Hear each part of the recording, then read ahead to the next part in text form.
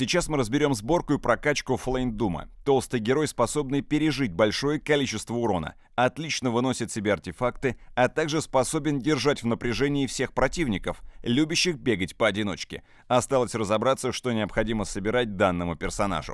Средний рейтинг игры 6600. Показывать класс на данном персонаже будет проигрок из команды Digital Chaos Бульба, который на момент разбора имеет 65